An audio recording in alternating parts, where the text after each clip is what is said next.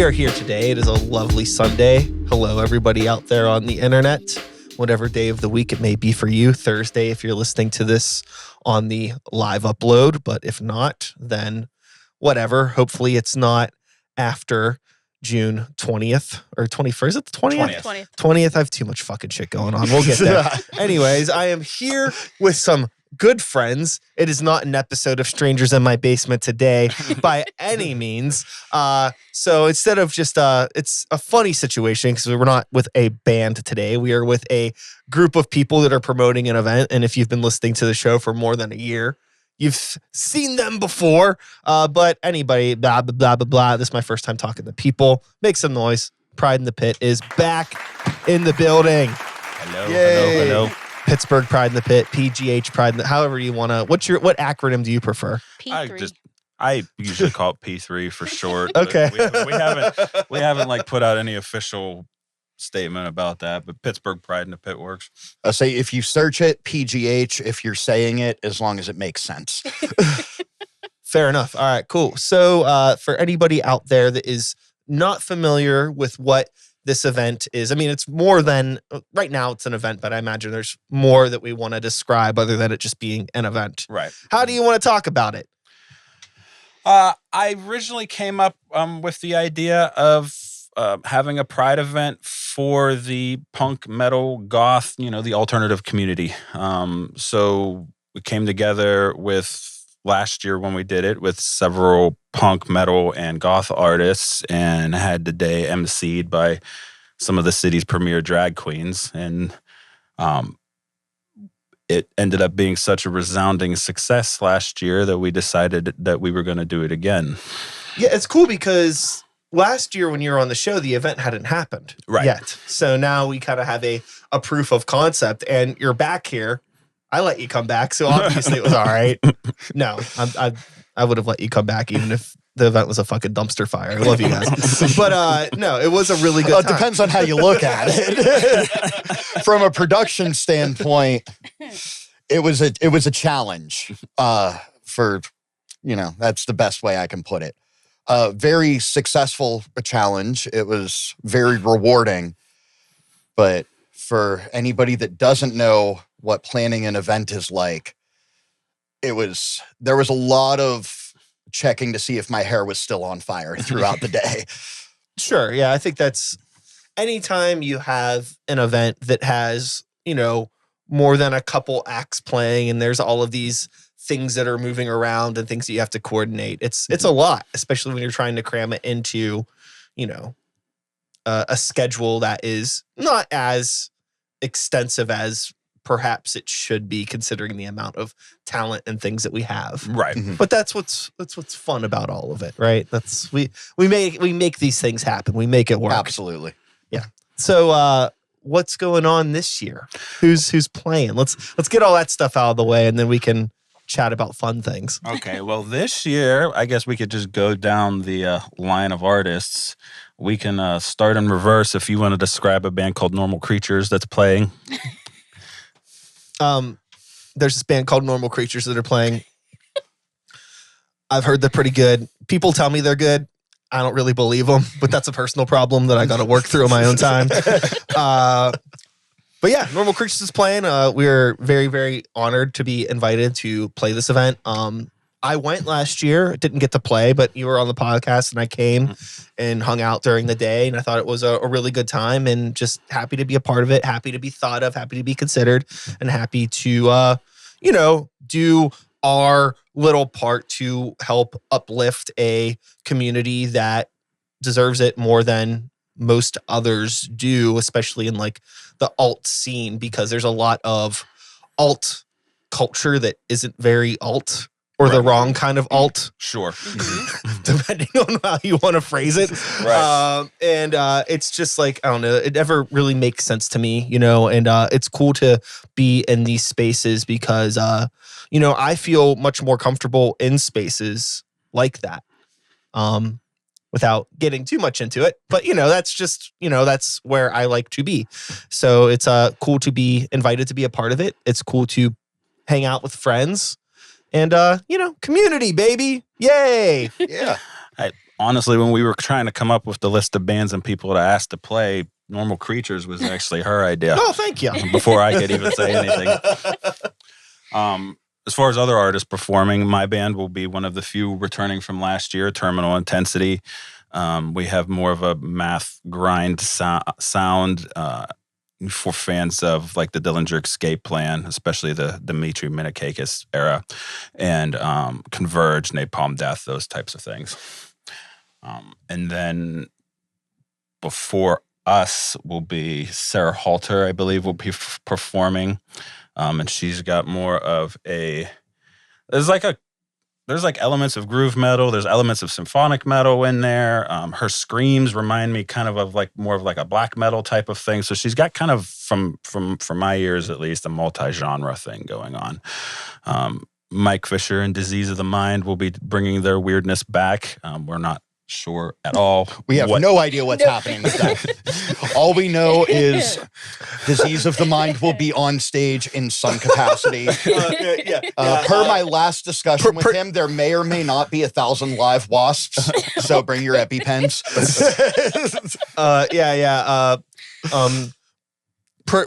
Production Nightmares and Mike Fisher are two peas in a pod.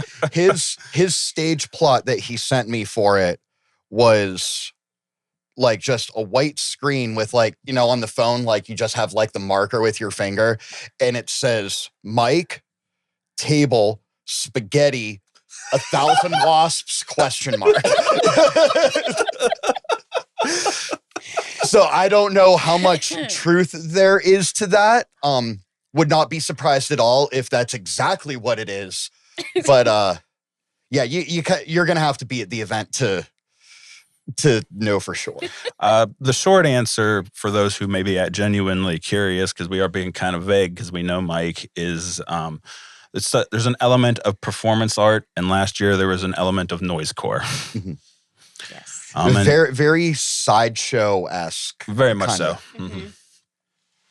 And if you like that kind of stuff, I always, get an enjoyment of seeing somebody hammer a nail into their eye.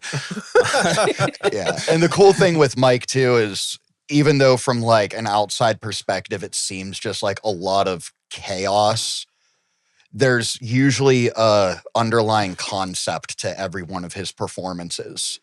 So just like looking at the different pieces, it's like, oh, we have this crazy guy with dreadlocks shaving his beard and eating spaghetti or, whatever happens. But there's always like a deeper underlying concept to it that if you really pay attention to, it's actually extremely interesting to watch. Yeah, I think that's I don't want to get into a conversation about Disease of the Mind before we finish getting through the lineup. We can make a whole podcast on just that. Yeah. We can start a subsect of the podcast that is just like the entire purpose of the show is to break down every individual Disease of the Mind live performance. That's the Patreon exclusive after show.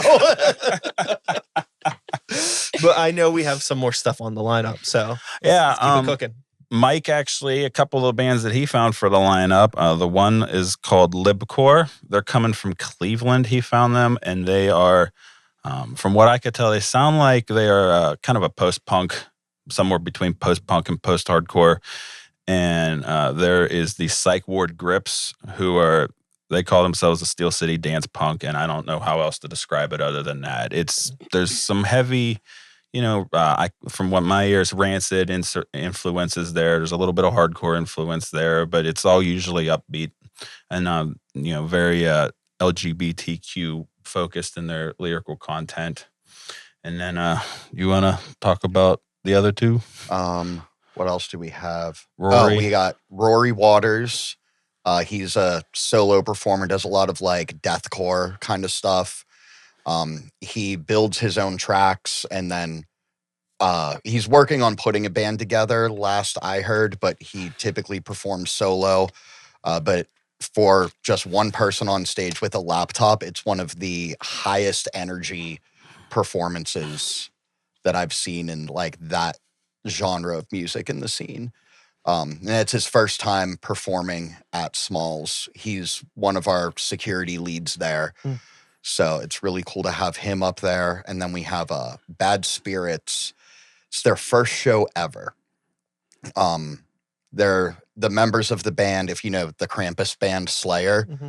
It's a lot of, I think the 3 of the 4 members of that band are in this band, all original music, kind of like a sludgy doom metal kind of sound. They're very concept based and like with their stage presence. So I'm not sure exactly what to expect with this new chapter that they're doing, but there's always a theatrical sense to any of their performances. So it'll be really cool to see them premiering all of this music live for the first time at this event too. Yeah. Cool. This year we'll also have a couple of more of the city's premier drag queens emceeing the event, Zelda Collins and Bree Griffith. They'll be doing several performances and introducing all the bands. In addition to their performances, we're also going to have some raffles. Crayon's Professional Custom Tattoos has provided a gift certificate for us to raffle off, so that'll be going up for raffle. We're going to figure something out and maybe do another band merch raffle this year as well. And then on top of all that, we have a couple of vendors that are going to be there. Punk Rock Saves Lives is coming back. And then Octopus Designs, he does a lot of patches and keychains and stuff of that nature. And then your cousin, actually. There's Dipped by Design. She has handcrafted sweets. That's what kind of things she does.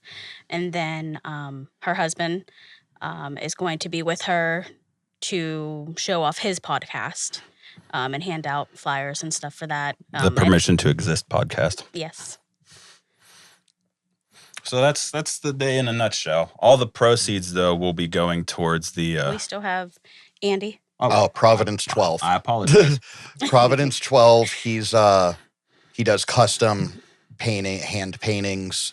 So he'll be selling artwork, and he's returning. He was there last year. And I haven't worked out the details. Last year, he actually donated 50% of all of the money he made at the event to the benefit. And then this year, one of the things he started doing over the summer last year was different outdoor events. He would do live paintings. Like you could come up and make a request and he would paint it right there on the spot.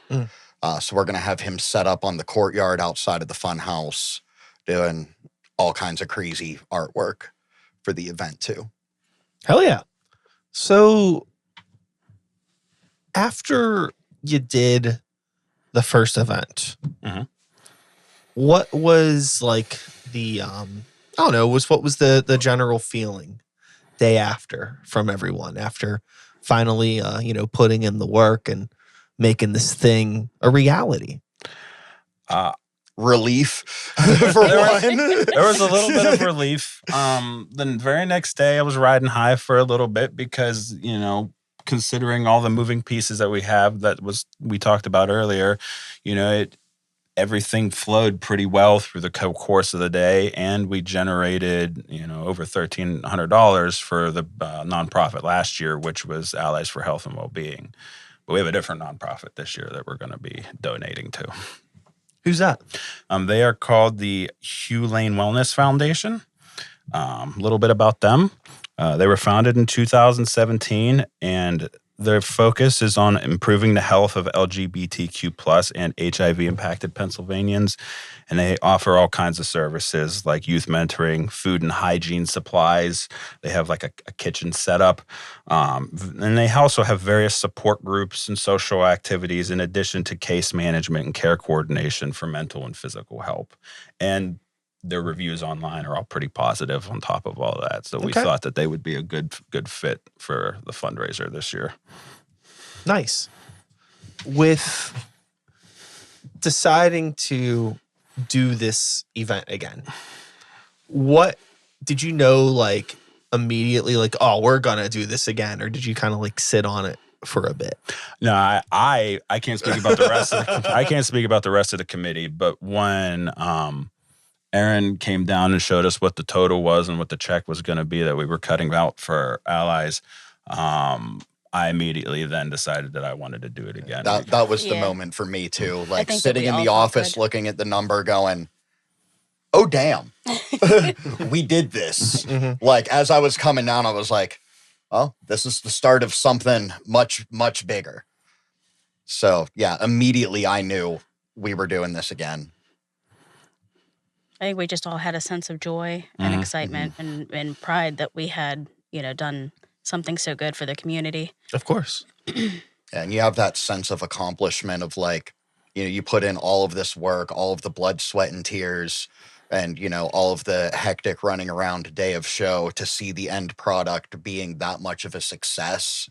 It's like you couldn't help but want to do it again. Sure. It's like, I'm not crazy, like that's still a debatable topic. Yeah, that's well, at least If we weren't crazy, I don't think we would be putting ourselves through this again. I mean, that's a very, very fair point. I mean, all of us have been involved with the music scene long enough to know that if you didn't have a little bit of crazy, you wouldn't be doing it anyway at all. Sure. Fair. Very fair. Yeah. With this, what do we want to call P3?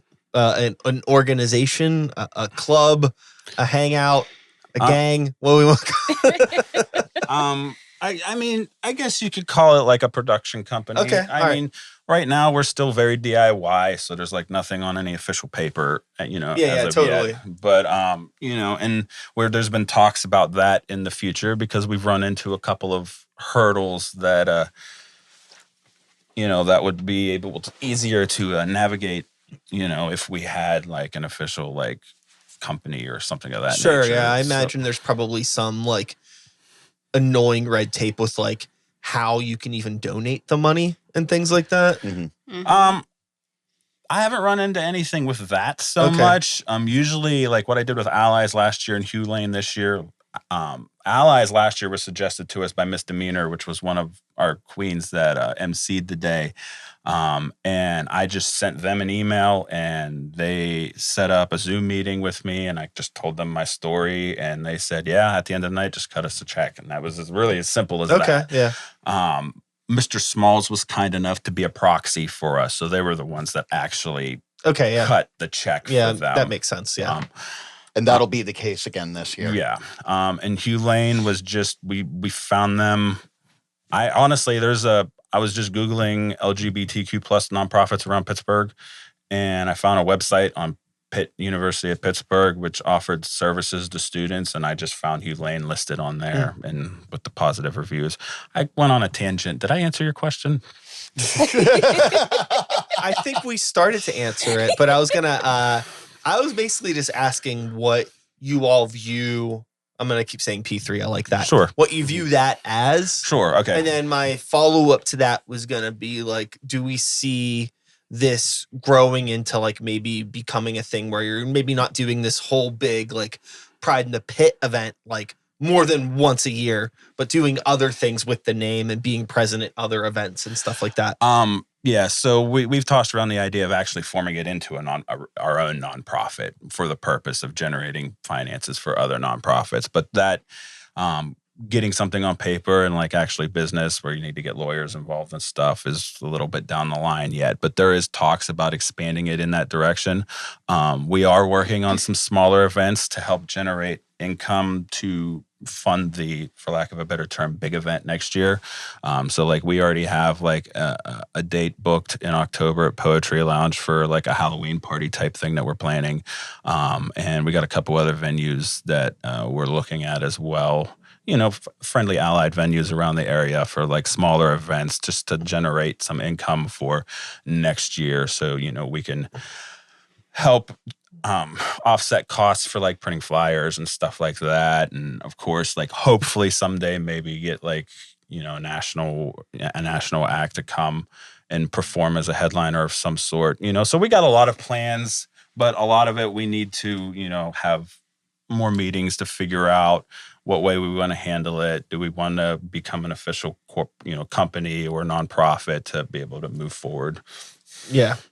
It's again, just seems like it's one of those things where you have like this passion to do this thing and you want to make it as big and as successful as possible. Right. But we live in the world. Yeah. And there's a threshold that unfortunately isn't that high, where it's like once you hit that threshold, it's like now there's like an adult way that you kind of have to move forward, and it kind of sucks. Yeah. Because like I think like there's a big part of me, maybe I'm just speaking about half of myself, but I don't think I'd still be like screaming in shitty basements in front of people if I didn't want to grow up. Right. That's like why I'm still doing this. So it's funny to be stuck in this realm where it's like, oh, I need to be an adult in order to continue acting like a child.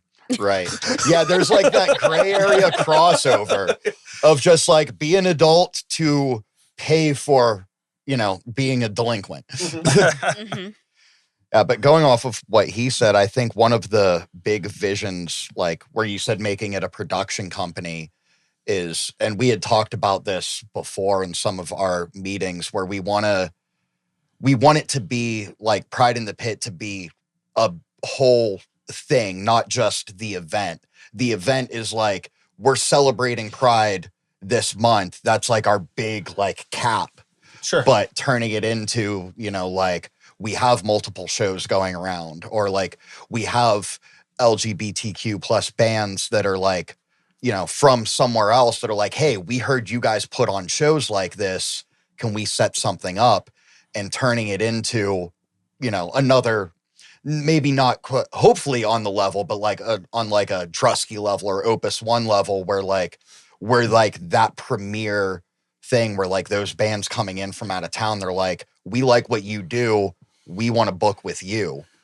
And that comes with a lot of building relationships like we have with the Fun House and smaller venues right now like Poetry Lounge or like Roboto or something, and long term building it into something a little bit bigger.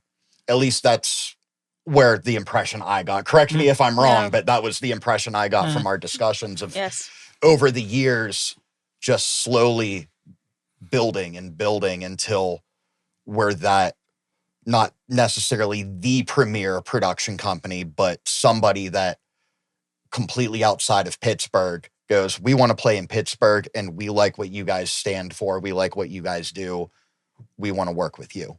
Yeah. I mean, I think that makes sense. And I think that there's got to be a market for that in like the, like I would say like any band that's in any sort of like queer adjacent community or position.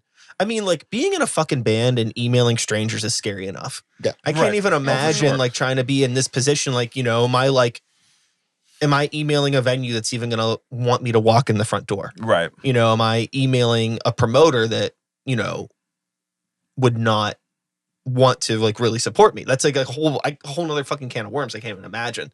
So I think it could be really cool to be in a position where you're like this very much like an, arms wide open, inviting promotion company that is like inviting those bands from out of town to come to Pittsburgh in a way that they could at least feel like safe and connect with other local bands. And even if you don't like promote the show for them, it could still be a resource for them to connect with other bands in that community that are here, that are based out of here, that they can, maybe do a smaller show at Roboto with, or a house show or whatever it may be. Right. It's still like about bringing people together and like making the community feel like less isolated in a way, and making sure we have a community. Yeah. That's the biggest thing too. With a lot of the stuff that's been happening in the world recently, I feel things will fare better for everyone with more events for community, what do they call them? Third spaces, places for people to go. That way it's not the stranger down the street that's Tony who I knit with on Tuesday, or in our regard, it's Brian that I see at shows, Sure. And giving that community helps us build stronger bonds to each other so that we can all be better with ourselves and with our communities, and to moving forward into the world. Mm-hmm. Now, I'm curious, like, I'm hopeful, and I feel like for the most part, this has all probably been a pretty positive experience for everybody. Yes. And, I'm hoping there hasn't been any sort of like negative sort of pushback or any weirdness, but like, has there been? We've been kind of fortunate in that regard. We haven't really run across any. I mean, there's been some like, obvious, some generic reactions on Facebook from people and social media pages, but nobody has actually like left any dirty comments or gone out of their way to hurt anything we've been trying to do. Yeah. And I mean, that's a nice thing. It lets you know that you're at least tapped into the right community. Right. In a way. And, but, I always like, I know that like that stuff is out there. For sure. And it's just like very much like, when is it going? What's it going to take for it to like find like this space and be, not that I'm inviting it or that I want to happen, of course. Right. But it's just one of those things where it's like the bigger something gets, it's like the more that potential for something sorts of happen. And like, what do you do in that position? In regard, like for like the event itself, we, day of, we talked and Aaron, has talked with his like security guys about if anything were to happen. But in a town like Millvale, it's unlikely. As far as like running into stuff online or people like that, we just have to take it as it comes and appropriately course correct the best we can, I'm more interested unless somebody is like actually making it more difficult for us to do what we want to do, like actively doing that. Like if they hate what we're doing, that's fine. Just stay out of my way. Be over there. I mean, if you're not getting hate, you're doing something wrong. And whether it's in this aspect or, any other route in the entertainment industry, if everybody likes you, you're definitely doing something wrong. And with this type of event, like when you want to get the word out for it, like especially like what you said with everything going on in the country right now, like if there's not pushback somehow from some direction, we're obviously not getting the word out well enough. So we've been fortunate enough now where we haven't gotten anything like detrimental. Like last year when we did sponsored posts, we had a few comments that, or like, the Bible says this, or, this is gross or whatever. So weird. And we ignore it. Sometimes a few of the comments I got a little carried away with putting them in their place, but nothing that's ever been, nothing that's hurt the event and nothing that ever made us feel unsafe with putting the event on. It's like he said, Millvale is a very, very open community. Like in that specific area, you're not getting a lot of that from, the neighbors or anything like that. And on the rare occasion that we do have some kind of pushback where the venue's equipped to de-escalate any kind of situation, if it does get to a point, we can cross that bridge when we get to it. But as of right now, we're not really at risk for anything, for anybody to worry about safety or anything. Of course like not. that. Yeah. And I was more curious about just like the general, just like online energy of things. And like, on the flip, I'm, now to uplift the conversation, I'm curious about some of like the positives that you've seen over the past year in terms of meeting new people, finding new bands, and just being able to build this event, like, or being able to like reconnect or learn more about the community as a result of starting this. One of the coolest things, I didn't directly come across it, but Val who's on our committee, Mike's better half, she found a post on Reddit where somebody was talking about what a cool event it was, and that was a good place to go to check out for some find some local bands, and that according to these were people that we weren't connected to. She just found the post and, that they should check out our Facebook page because we were planning on doing the event again next year. So seeing the positive reaction and people asking and being excited that we were doing it again was probably one of the biggest things for me that made me excited about it. And we made such a name for ourselves with the first year we were in the paper for this year. Our date was put in for what was going on with Pride around the city. Yeah.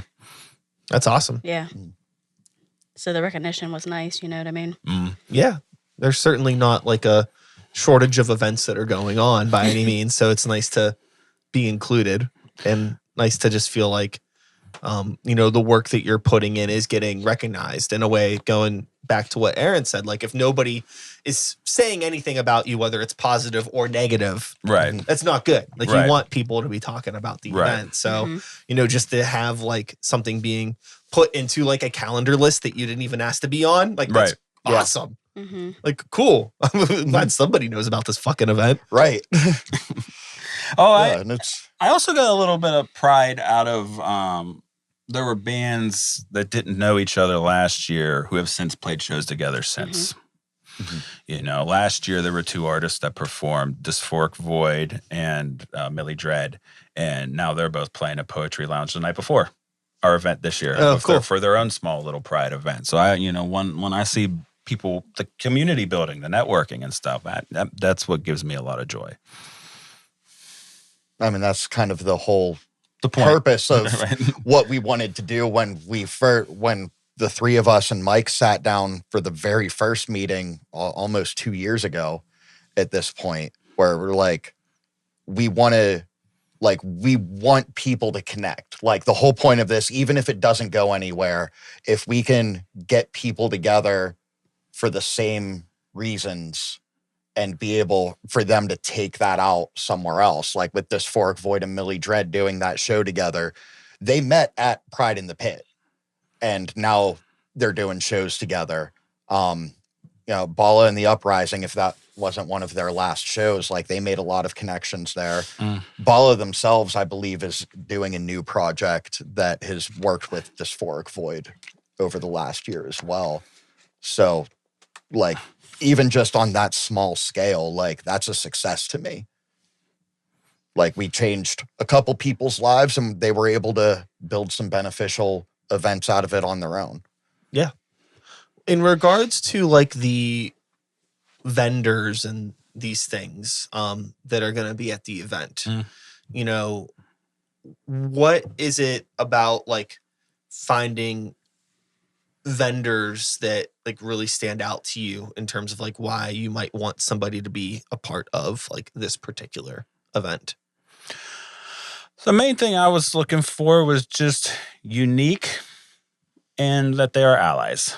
And that's it, just for the community building. When we came across Octopus Designs, what was it, Facebook or something, or TikTok? I think it was Facebook. Like they were already booked last year, but they had come across what we were doing and thought it was cool and wanted to be a part of it last year, but unfortunately couldn't.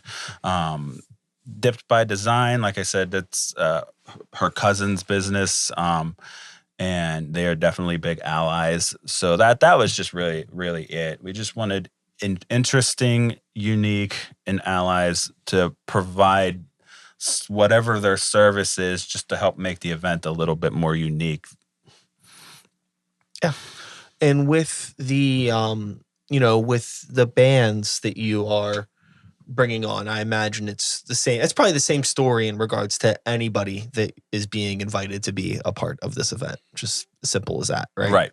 Right. Now, in terms of like, I don't know if we got into this, on last year when you talked, but like how did like the connection with Mr. Smalls happen? How do all of you know each other? Did we even talk about this? No. I just assume that everybody knows each other, but I don't even know like how all you fucking maniacs know each other. I mean, for me and JJ at least, it goes back to what, 2009, 2010. Well, I joined New Shores. I used to be, for those that might not know, in a early 2000s style metalcore band called New Shores Burn. And Aaron used to play in a band called River Runs Scarlet, and we played shows together quite a bit at a place in Aliquippa that I know you're familiar with called the Fallout Shelter. Mike Fisher, I knew same thing. Where did Mike Fisher even come from? Really? Where Well, did this guy? I'm a Beaver County native, and so is Mike. So that's kind of where that happened. Yeah, they came up in the local scene out there together, like early 2000s. Mike actually, when I first met him, was in like an electronic project called the Juicy Girls. And they hosted a regular. Forgot about them. Wow. Okay. Yep, that was a weird flashback, but continue. But they used to host a regular night at the Fallout Shelter, and they were trying to get off the ground like in a night for experimental stuff, like Mike's doing now, But that's how I met him. It was again through the Fallout Shelter. And my wife here I met on Tinder. True love story. Hey, if it works, it works. That's right. But, I just kind of, after the last presidential election, I just felt like motivated to do something, especially with all of the anti-LGBTQ legislation that had been proposed in the last several years. And a few people that I follow online, suggested, if going down and picketing is not going to be your thing, which is fine, not everything is for everyone. They said support your communities the best way you can. Pick a topic that matters to you and support your community in that way. So I've always, had heavy, I've been bisexual all my life. I figured it out in my early 20s, but coming out has been relatively, I haven't run into a lot of problems since I came out, but that's not the case for everybody else. So I wanted to take part and support the community that I was a part of that has been facing so much adversity in the last several years. So that's why when I joined a band for the first time, when I joined Terminal Intensity after being out of the scene for so many years, that birthday show I played at the Fallout Shelter, we donated the proceeds to the Trevor Project. I was there. I know. Yeah. That was a good fun night. Yeah. That was a successful night too. But then, it just kind of lit the fire under my butt to try and figure something out to move forward. So then I got a hold of Mike, and Mike got a hold of Aaron. And then both of them have positions at Mr. Smalls in some form of employment. So then it naturally, Smalls got involved through Mike and mostly Aaron. Aaron's been the main point of contact here for the management at Mr. Smalls. We also have Val, which is Mike's other half. Right. She's on the committee. And so is your sister. Yeah, She joined us this year. My sister joined us this year. She's got a lot of financial and banking background. So we're like, we need somebody that knows what they're doing with money to kind of guide us in the right direction. So we're not like, oh, we did this benefit. We have $300. Let's throw it here. Yeah. She helped a lot with building sponsorship letters and getting some of the sponsors and donations that we have to kind of give it that little more of a professional feel of contact to them rather than just knocking on the door or, sending an email hi, I'm Aaron. Can you give us money for this? Yeah. So, some bearded tattoo man is asking me for money again. And, and then Val and Mike have done the flyer, and Mike has done a lot of the social media stuff this year. He has taken the reign on that. He's done amazing. Yeah. Takes a village. It does. So with, this year's upcoming event, again on June 20th at the Fun House at Mr. Smalls. Yes. What is the start time? Doors are 2. Doors are at 2. The event starts at 3. So it's going to start off with a drag performance and introduction from Zelda and Bree. Zelda also was one of the co-hosts last year. She's returning. And she's returning this year. She was very excited that we asked her. I think it was very quick. Absolute fuck yes. Yeah. It was. So yeah, they're returning. They're kicking off the event, and then Rory will be the first music performance. So doors at 2, show at 3, and it'll be running all day. And I believe Millvale Pride is also the same day. Oh, wow. So it took a second to wrap my head around that. I'm like, oh, we're competing with that. And it's especially like sitting here right now, I'm like, no, that's all the same community. So we're going to try to figure out some different things to connect with them and kind of build both events. Yeah. Together. You gotta figure out like a way to it's on the simple surface. It's just like, hey, if you want to come see some live performances and support some local art, like come up into our building. Mm-hmm. But if you just want to be outside in the sun running around all day, maybe this isn't the one for you. I don't know. And with the Funhouse, typically, as all of you guys have been there, we usually have like a no re-entry policy. Like once you're in, you're in. We have food, bar, smoking areas. Within reason, we are doing away with the no re-entry for this show. So that way people can come in, catch a band, get their wristband. We'll figure out a way to like stamp their hands or something so we know like they've been here already. We're not double charging people. But that way they can be out in the community for Millvale Pride and still be able to come support the event without being like, oh, I want to see the second band, but I also want to see the last band, but I don't want to be stuck in the building for 8 hours waiting to watch Rory and then go through all of these other bands so I can see Normal Creatures. So within reason, and it'll be a day of logistics, planning with the security team there, but we are going to be allowing re-entry so we can just open it up to the entire community of Millvale with Millvale Pride going on as well. Yeah. Do you know like any other details about Millvale Pride, like times and what it is, where it is? I don't. No. The only thing I know is the cafe for Mr. Smalls, like down on the bottom end by Butler Street. They're going to be open during the day for Millvale Pride. And they're going to have like a couple different like little things going on. Okay. So they're going to help with the promotion of pushing up. But as far as the rest of the community in Millvale, I don't have any details yet. But we will. That's on my list of things to look into this week for sure. Officially, we're not affiliated with them, but we want to reach out and work together. Yeah. There's no official affiliation, but we definitely want to connect.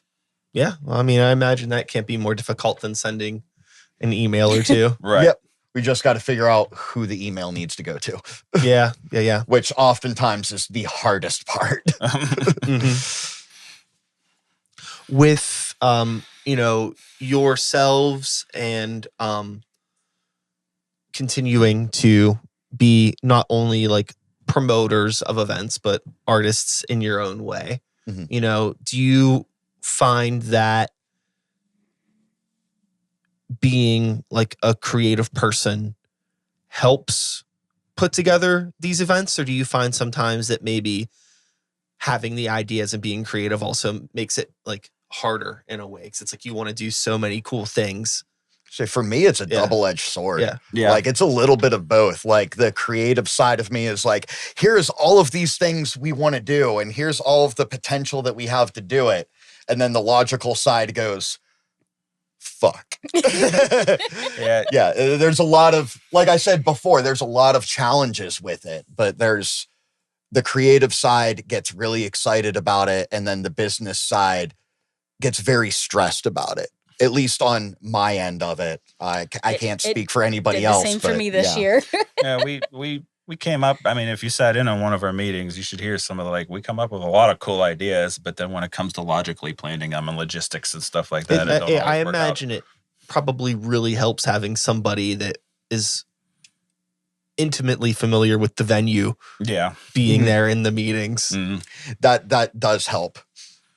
Even saying that as the person that's intimate with the venue like that, I've planned many events over the years, and like I understand what my role is with easing their minds on like, what does the venue allow, and having that inside information of like, okay, well, I know there's no show in the theater that day, so we have a little bit more space for vendors. There's something going on in the cafe, so we can use that to help promote our event, where a typical planning an event, you don't have that person, or you send an email to whoever's promoting or booking it, and then, maybe you'll get an email back the same day or the next day. Maybe you'll get an email back in 3 weeks. So I know at least it relieves some stress for me helping plan the event, because I can make one phone call or send one text and be like, can this happen? And we can get answers quickly to kind of like take some of that weight off of our shoulders. Mm-hmm.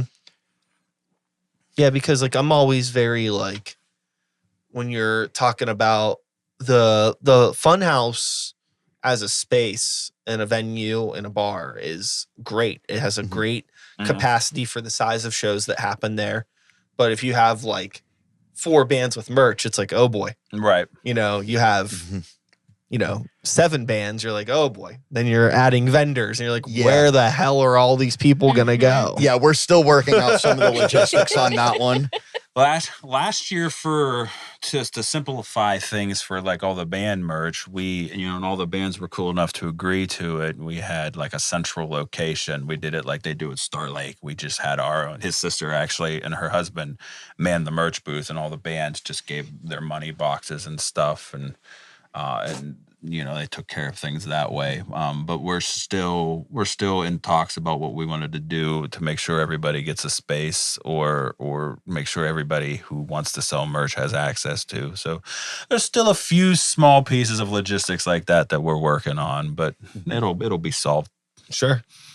With the event coming up really soon here. I mean, this episode is going to be coming out this Thursday. It's the 7th right now. I can't do the math on whatever day that's going to be. 11th. I was going to say the Okay, 11th. so I went through the internal Smalls schedule. I was like, Wednesday we have a show. That's the 10th. So yeah. So yes, on June 11th is when people will be hearing this for the first time. So, this show is right around the corner. For anybody that may be interested enough to want to come to this show, that they're like, wow, I need to buy a ticket in advance. Is that something that people can do? Absolutely. And if so, where can they do that? MrSmalls.com. Just go to the website, scroll down to that date. They have a buy ticket link that takes you right to Ticketmaster.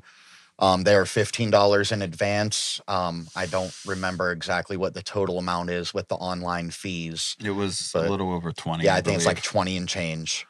Day of show tickets will be $20 at the door, but they're $15 in advance. If you don't want to pay the fees, Monday through Friday between 9 a.m. and 4 p.m., go to Mr. Smalls to the box office. You can buy the tickets, $15, no fees. And you get a physical paper ticket if you do that, which is a selling point for a lot of people. We have had a few box office sales so far of people that are just like, I just want the physical ticket. So those are the options for it. Or if anybody has the Pride in the Pit social media, send a message to them. We can work out a way to get you guys tickets for sure. Yeah. We're on the usual, most of the usual socials, Facebook, and it's spelled, in pronouncing it's, you could say Pittsburgh, but it's spelled out PGH, Pride in the Pit. So Facebook, Instagram, and all that stuff. There's a TikTok coming soon. TikTok? Oh no. Yeah. We're We're giving in. Is Mike Fisher going to be in control of the TikTok? That's probably a good idea, but I'm going to try. My initial idea That's was another to try double-edged sword. My initial idea was to find some Gen Zer to do it. Yeah. Because Facebook's for old people now. Yeah, that's what I'm hearing. Yeah. We're old. When did that happen? 20 I don't know, years ago. like 20 years ago. Just yesterday, Oh, it happened just yesterday. You got old? I had a big realization of old. I was writing the date on the folder for the show that we had at the Fun House last night. And I was like, June 6th, Today is the 20th anniversary of my high school graduation. Like, I wrote the date, had that moment, immediately grabbed the Advil. Mine was in 03. So catch up a little bit. I can only age so fast. The gray is here. The back pain's there. I can't do much about the number. Blame that on my parents. My brain is 41. My knees are 80. It's lovely. My body is 37. My brain is still 14. Yeah. Like we said, that gray area of be an adult so you can afford to be a kid. Right. Uh-huh. That's where I'm Yeah, at. actually, That's yeah. Yeah, it's quite humorous, honestly. So, outside of, obviously, okay, so P3, PGH Pride in the Pit, was formed as a way to, bring together the LGBTQ community Mhm. in terms of like music and arts. Right. Right? Sure. So how do you make that, or is there any idea to like maybe expand that into other realms of things that are still like alt adjacent? Like what if you had like I don't know, like filmmakers or something, like screening stuff at an event, or like doing getting like people in that can be like photographers or videographers, or I don't know. I'm just like spitballing different parts of this Honestly, community. I didn't think of that filmmaker idea. Yeah, I like that idea. And we do have like some film-based events at Smalls that Mhm. a lot of them are a part of the community. So yeah, I never thought about doing something like Or, that. like, but like, that's 'cause, like, something there's, to like, things- explore for sure. Like I'm thinking like there's like, because you have like local like film clubs and book clubs and Right. whatever, knitting, like all of these things. And a lot of these people, most people listen to music in some form. Right. And a lot of people like alternative, heavy, loud, punk, alt, weirdo music, right? But a lot of people don't know about like local events. I've had conversations with people that like music and they would go to more local events if they knew about them. Mhm. Right. So it's like finding ways to not only like try to figure out like who is in charge of Millville Pride, Mhm. but also like who's in charge of like maybe like a queer friendly book meeting at the Millville Library, Right. or like, knocking on the door of like everyone at like Harold's and Mods and all of that stuff. And like, hey, like you're down the street from here. Like, who do we have to talk to? Do you know about any like weird movie clubs or things like that? Like people like music. How do you bring people in this way? How do you get those people involved in what you're doing and like expand it more than it just being like the guitar weirdos? I don't feel called out at all. But you know what I mean? Like, it's just like, just trying to find always like, I think that like, even outside of just, this like niche, like, trying to like focus on like the queer community, I think just like underground music in general, I think has a really big problem of only trying to network with underground music Yeah. and You're not right. like growing outside of like, who else likes music? Right. Mhm. But it's tricky. Again, I'm like old. I hate making friends. I don't like talking to people. I just want to, make art and stuff like that. And I have a hard time being vulnerable, especially to new people. But It's the downside of being a musician and like, yes, I want 225 people in this show. I want to sell it out, but I don't want to talk to any of you. yes, it's a very, very relatable situation for me. What do I have going on? Aaron's not doing anything. No, I got Well, So the album release is done, so the, now you the can album. thank- The album release is done. So Desolence is kind of. We took a breather for a couple months because, I'm also in guides.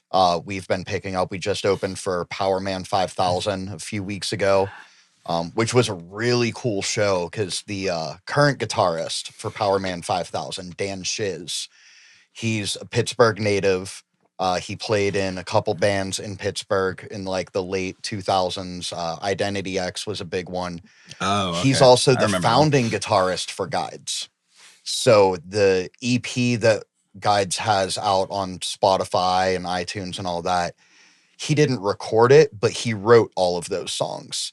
So when we opened for Power Man May 18th, he actually came up on stage and played our last song, one of the songs that he wrote. So it was cool to have that connection of like, here's a big headliner who was a part of this 10 years ago. Yeah. So we got to share the stage with him. That was really cool. We just released a new music video this past week. The single's called Drain. So that's on YouTube. You can stream the single anywhere. And I believe we have another single dropping in the next few weeks. I don't have an exact date. But we have 3 singles total that we're dropping over the course of the summer. And the second one is coming out, I believe, by the end of the month, if not the end of June, early July. Sweet. It's And then- bothering you not having a rocking chair, isn't it? Oh, and we got a show at Roboto coming up July 18th with Truss, Eye Candy, which is another band very part of the community. They're very connected with the community. And that's all I really have going on. Besides leaving for vacation at 8 a.m. the day after Pride in the Pit. What about Rock you? and roll. Any Yeah. new music you're releasing? Yep, I got books to read. That's about it. I am not talented any kind of way musically. It's never too late to Neither start. am I. But here I am. You're really good at listening to it. Talent is subjective. That's very true. You know, if there's one thing that I've learned being a part of the alternative underground community for as long as I have, you don't need talent. Mhm. All you need is charisma and a dream.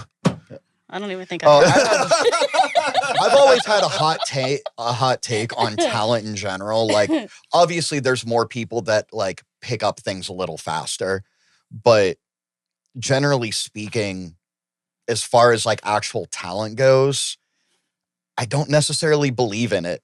Like, it's just how much work you put into it. Sure. Like, an example is like when I started playing guitar years ago, I picked up guitar because my older brother played guitar. And he picked it up real quick. Like in the first few weeks, he's playing Metallica solos. Like absolute ridiculous how good he got very quickly. And as a 13-year-old kid watching my older brother do that, I was like, ooh, that looks like fun. And I would, when he was at work or he was out with his friends, I'd go hide in his room and pick up his guitar. And I sucked at it for years.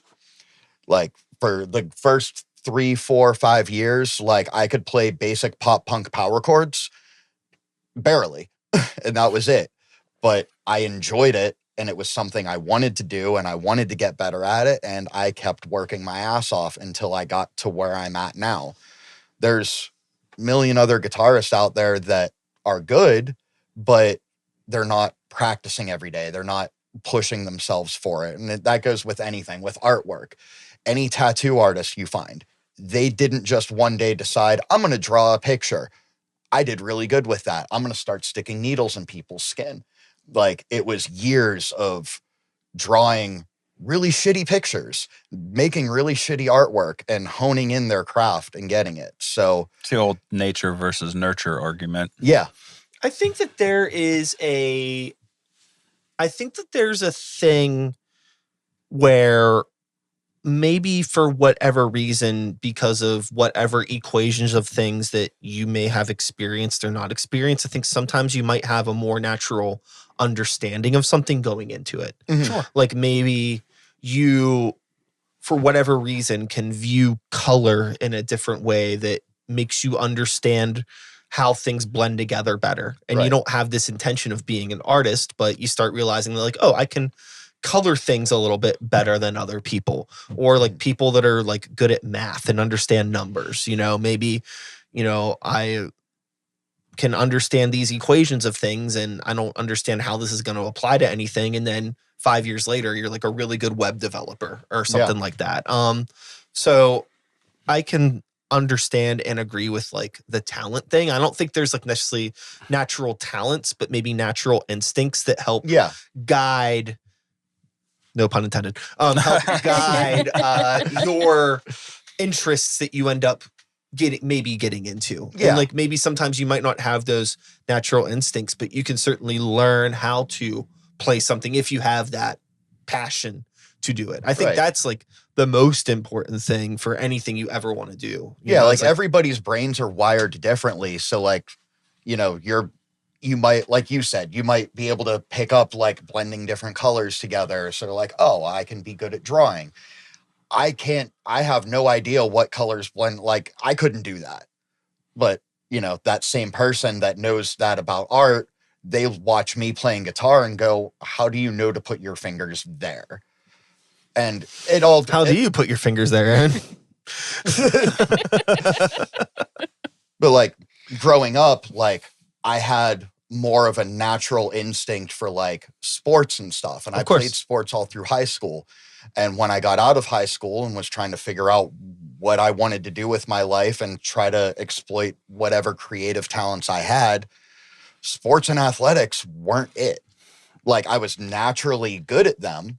And, you know, I practiced and, you know, I had fun with it, but it was never something that like really grabbed my attention and like made me want to pursue that with my life. Yeah. But music was, which was a lot harder for me naturally, but it's what I enjoyed. It's what I got something out of. Mm-hmm. And I pushed with that and got to where I am now. So it's not necessarily what you're naturally good at. It's, for me, it was what fulfillment am I getting out of this? And then I locked into that and pushed forward with that. And that's where I think talent comes from. Well, have you ever watched America's Got Talent? I have, and America don't got talent. I really fuck with the magicians on America's Got Talent. Fair, yeah.